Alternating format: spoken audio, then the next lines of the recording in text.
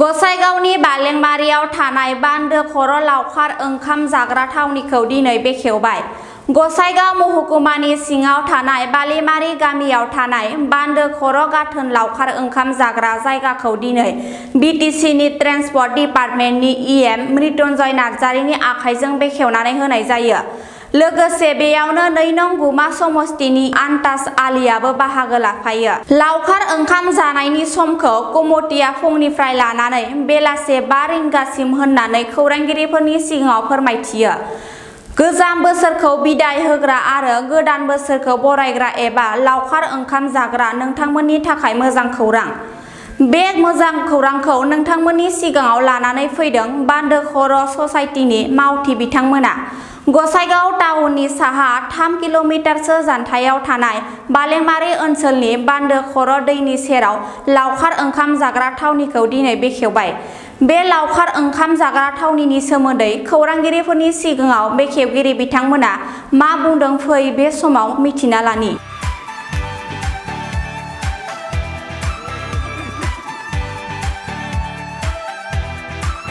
गिबियाव गोदान बोसोरनि बयनिसिमबो हामलायनाय बावहरग्रोबाय। दिनै बे बालेमारि बान्दो खर'आव मोनसे गोदानै पिकनिक स्पट खुलिबाय। आं गिबियावनो बे जायफोर बे बान्दो खर'नि पिकनिकनि प्रेसिडेन्ट सेक्रेटारि बा जितु मेनेजमेन्ट बिथांमोनखौसो आं धन्यबाद होग्रोदों। खारन जोंनि मानसिफ्रा गोदान बोसोर फैनाय लोगो लोगो जों बर'ल' नङा बिभिन्न जनजातिया गोदान बोसोरखौ बयबो बरायो। सेंग्रा सिख्ला बोराय बुरि बयबो जिबनाव गोदान माने बोसोर गोदान बोसोरसे थांनायनि उनाव बोसोर गोदान फैयो। बे बोसोर गोदानाव बयबो रंजानो लुबैयो। खारन नेक्स्टआव सोर थागोन थाया जिबना खुनु गोरोन्थि गैया। दा बिनि जुनै बोसोर फुरायनाय लोगो लोगो बयबो सेंग्रा सिख्लाफ्रा जावरिखाङो बोराय बुरि बयबो गोदान बोसोराव अमा बेदर दाउ बेदर बायदिसिना जौ गिसि बेफोरजों जानाय लोंनायजों लोगोसे जोंनि बर' हारिजों लोगोसे बयबो बिभिन्न बे जोंनि बिटिसिनि ओनसोलनि रायजो राजाफ्रा बे निउ इयारखौ फालिनाय जायो। दा बिनिखायनो बिथांमोना गोजानफ्राव जेरेखम जोंनि मानसिफोरा गारि घरा लानानै थाङो बेंगल हक सरलपारा हक बिभिन्न जायगायाव। दा जोङो गोदानाव थांनांला आरोखि। बिथांमोना दिनै बिराद गावसोरनो फैसा गारनानै जे हाग्रा ओनसोलमोन साइलेन्ट बिराद मोजां जायगा दिप एकदम बाव बिफां लाइफां औवा थौवा गासिबो दंजोबो गासिबोनो प्रयजन खुनु माबा गैया दंखाजोबो आरोखि। दा बेफ्राव खुलिनो थाखाय धन्यबाद आरो जोंनि मानसिफ्रा फैथों बाहाय बिथांमोना जायफोर मिथियाखै मिथिथों बे मिडियानि गेजेरजों आं बुंहरदों बालेमारि बान्दो खर' लामा कमिउनिकेसनफ्रा खुनु उसुबिदा गैया मोजांजोब दिउ फैना बिथांमोना आरामसे ट्रोब हाबफैनो हागोन बेखौनो आं खावलायदों नङा होमबा। आरो गसाइगाव साब डिभिजननि मथथे 3 किल'मिटार जागोन नङा होमबा। गसाइगावनिफ्राय खाथि गारिजों फैबा 20 मिनिटनि बेफार। गतिके खावलायहरबाय रायजो राजा बयखौबो निउ इयार बरायग्रा रायजो राजा बिथांमोन सेंग्रा सिख्ला बिथांमोनखौ जाहाथे बयबो लैहोर लैहोर फैनानै बिथांमोननि जितु खस्थ' खालामनानै दिनै बे बान्दो खर' पिकनिक स्पट बानायदों बिथांमोनखौ थुलुंगा होफैथों जौगाखांहोफैथों बेखौनो आं खावलायहरदों। दा आं बेखिनिखौनो बुंबाय आरो बिथांमोननि जितु मिजिं आसा बियो जाफुंसारथों आरो जाहाथे बयबो फैनानै बाव आलो गोजोनै एन्जयमेन्ट लाफैनो हाथों। जेबो खस्थ' थस्थ'नि जेबो खोथा गैया। आरामसे बिथांमोननि जितु रिसिपसन बिथांमोनहा जे फर्मेलिटि दं बे फर्मेलिटि नोंथांमोनखौ बरायगोन जानाय लोंनाय बेबस्था खालामना होगोन नङा होमबा। पिकनिक माने पिकनिक स्पट माने बेनो जानाय लोंनाय आरो सोरनिबा उसुबिदा सोरनिबा हाबा बाव रिसिपसनबो खालामफैनो हागोन सोरनिबा बार्थडेनिबो बाव खालामफैनो हागोन बिभिन्न आयजनखौ बिथांमोनहा बाहाय फैनानै खालामफैनो हागोन आरोखि। मोजां दा आं हाबहैनो हायाखै दाबो हाबहैनाया नायलांसै नङा होमबा। बेखिनिखौनो खावलायबाय। जायफोर खुलिदों आरो जायफोर जानो फैगोन बिसोरनि थाखाय डिसिप्लिननि सोमोन्दै डिसिप्लिनाथ' खुब थालायनांगोन। गावजों गाव मानिलायाबा मोजां रोखोम आखुखौ देखायलायाबा बेहायथ' गाव गावखौसो लाजिथाव माबा मा होनो बेबहार देखायना लानाय जागोन।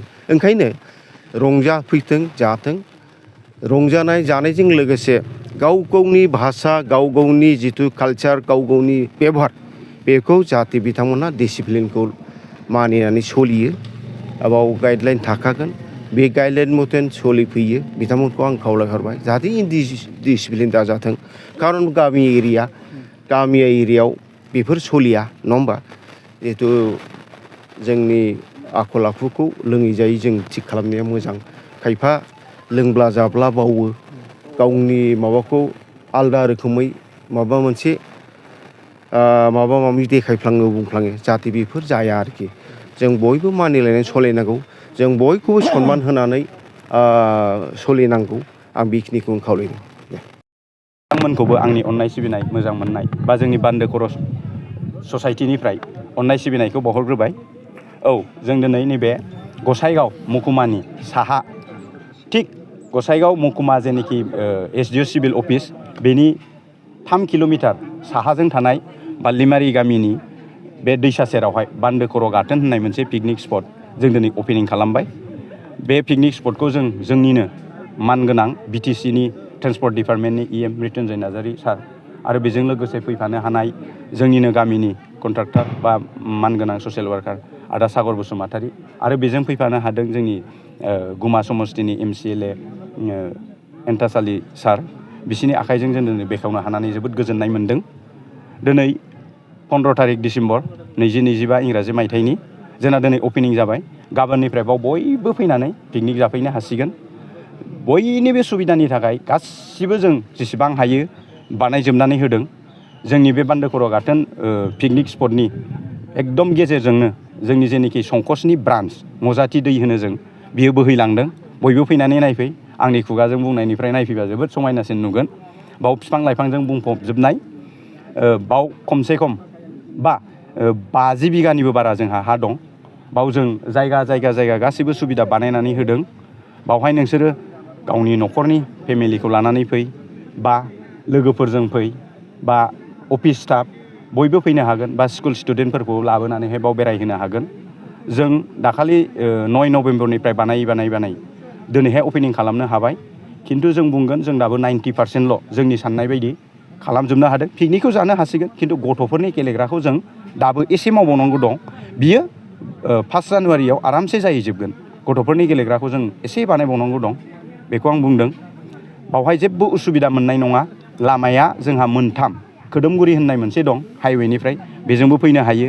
मंगलियान दाबा जेनोखि हाइवे बेजोंबो फैनो हायो। SDO सिभिलजोंबो फैनानैहाय बावहाय आरामसे जों गासिबो फ्लेग लागायजोबखादों मादों फैनानै बे जायगायावहाय नुजाफैबानो डाइरेक्ट गारि हाबनो हागोन। जेबो उसुबिदा गैया। बाव दुगैनायनि गासिबो धरननि जाग्रा मोनगोन। सोरबाया जुदि बाव संनानै जाफैनो लुबैदों संनानै जाफैनो हागोन। नङा संनानै जाया अब्ला अर्डार होनानै जागोन होनब्लाबो गासिबो धोरोमनि जोंनि बर'नि जेनोखि जानाय फुंनि ब्रेकफास्टनिफ्राय फिथा दाउदै फिथाइ सामथाइ साहा लाल साहायानो जा गाइखेर साहा गासिबो मोनगोन। बेजों लोगोसे चावमिन मम' बेनिबो बेबस्था खालामगासिनो दं। बेजों लोगोसे ओंखामफोर जानो लुबैयोबा जिखुनु धरननि बेदरजोंहाय बाव ओंखाम अर्डार होनानै जानो हागोन। जोंहा बाव गेजेरावनो मोनसे जोंनि बान्दो खर' गाथोन ससाइटिनि अफिस दं। बाव फैनानैबो सुलुं लाफैनो हाजोबगोन। आरो जोङो जोंनि पेज जेनोखि बान्दो खर' गाथोन पिकनिक स्पट पेज बावबो जोंनि जेनोखि अफिसियेल नाम्बार बेखौ हगारबाय। मोननै जोंहा कन्टेक्ट नाम्बार दं। बाव कन्टेक्ट खालामनानैबो फैनो हागोन। जेसेबां बुङो बुंनायनिफ्राय आङो सानदों बयबो फैनानै नायफैबा बेनि नुथायखौ नुगोन आरोखि ना। एकदम मिथिंगायारि सोमखोर बावहाय एकदम मिथिंगायानो समायनाखा। बाव एथ'ग्राब जेबो बानायनांगौ गैया। अब्लाबो जों एसे साफा खालामनाय मुङैहाय बानायदों। फैबानो नुफैगोन। एकदम बावहाय दैसा गाथोन दं दुगैफैनो हागोन। टाइम टेबोलनि बाथ्रायाव जोंनो जेन'बा हमनानै लादो दिनै जायोबा जोंनो गाबोन फुङावहाय फोसाबनांगोन। जों फोसाबनायखौ फुंनि 8टासिम लादों। 8टा 9टानि सिगां रावबो पिकनिक जाग्राफ्रा सफैखाया। बेनिफ्राय 8टा 9टानिफ्राय पिकनिकखौ जायै जाहाथे बेलासिनि 5 बाजि 5टायावनो ओंखारलाङो बयनिबो सुबिदानि सिकिउरिटिनि मानि थाखाय जों बेखौ लादों 5टासिम। औ फिसखौ जों बिदि बांद्राय लायाखै। जोंनि जेनोखि मेनटेनेन्स बे मेनटेनेन्सनि थाखाय जोङो मटर साइकेलखौहाय 50 रुपिस बेनिफ्राय जेनोखि साखा गंथाम हमनानै लादो इ रिक्सा जों जेखौ ओरैनो टट' होननानै मिन्थियो बा अट' गारि जों बेखौहाय 100 लादों। बेनिफ्राय कारखौहाय 200 रोजा रां लादों। बेनिफ्राय विंगारखौ जों 300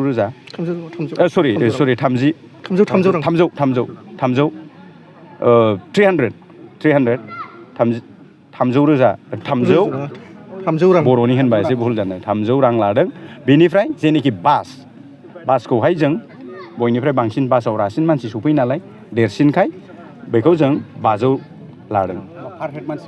पार हेड मानसिनि जों बिदि लायाखिसै। पार हेडआ जाहैगोन माबा ओरैनो थाबायनानै फैनायबाल' 30 रुपिस लागोन। ओरैनो गारि सायावहाय फैनायखौ बे गारियावनो थांबाय बिदि एक्सट्रा गैला। औ पार्किं जोंहा बासनि थाखाय थांनानैहाय एसे बारलांथारनानै जेन'बा 500 मिटारसोआव हाबलांथारनानै मेन गेटनिफ्राय एसे हाबलांथारनानै बासनि पार्किं बास गिदिरखौ जों सिङाव सोनो नागिराखै बाखि गासिबो हाबजोबगोन। विंगारनिफ्राय लानानै जेसेबां ओरै फिसा गारि दं गासिबो सिङावनो सोफैजोबनो हागोन।